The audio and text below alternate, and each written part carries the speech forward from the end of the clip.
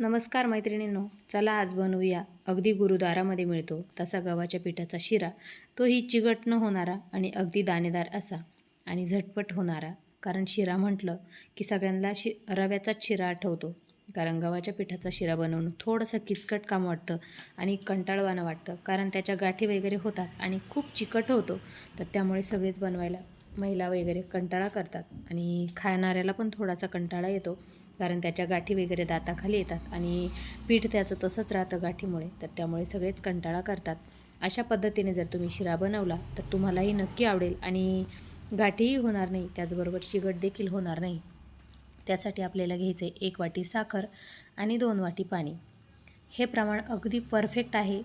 म्हणजे एकाच 2 प्रमाण घ्या. तुम्ही कुठल्याही मापाने घेऊ शकता.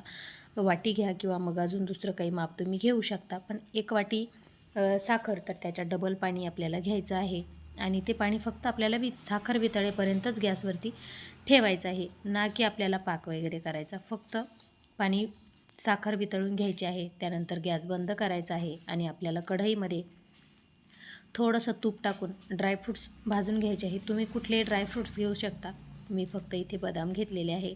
तुम्ही त्यामध्ये काजू किंवा मग अजून तुम्हाला पिस्ता वगैरे काही टाकायचं असेल किंवा किशमिश टाकायचे असतील तुम्ही टाकू शकता तुमच्या आवडीनुसार. त्यानंतर मग आपल्याला घ्यायचं इथं अर्धी वाटी तूप. आपल्याला तूप जास्त काही लागणार नाही आहे. खूपच जास्त तुपाचा पण शिरा खायला छान नाही लागत आणि मुलं पण जास्त तुपाचं म्हटलं की कंटाळा करतात.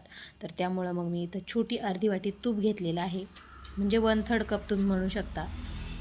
त्यानंतर मग 1 वाटी पीठ घेतलेलं आहे, 1 वाटी साखर, 2 वाटी पाणी, 1 वाटी पीठ आणि अगदी अर्धी वाटी तूप घेतलेलं आहे. आणि त्या तुपामध्ये 1 वाटी पीठ टाकून व्यवस्थित मिक्स करून घ्यायचे आणि त्याच्या जे काही गुठाळ्या वगैरे होतील पिठाच्या तर त्या आपल्याला मोडून घ्यायच्या आहे.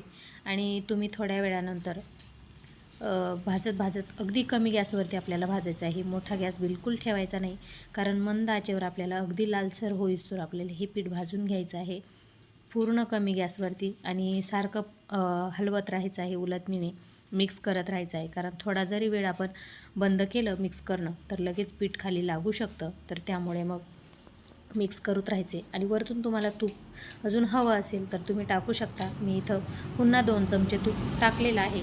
त्यानंतर मग पूर्ण म्हणजे त्यातल्या गाठी वगैरे मोडून घेतलेल्या आहे. तुम्ही मॅशरने देखील त्याच्या गाठी मोडू शकता, कारण गाठी राहिल्या तर त्यानंतर मग कच्च्या लागतील, पीठ त्याचं तसंच राहील.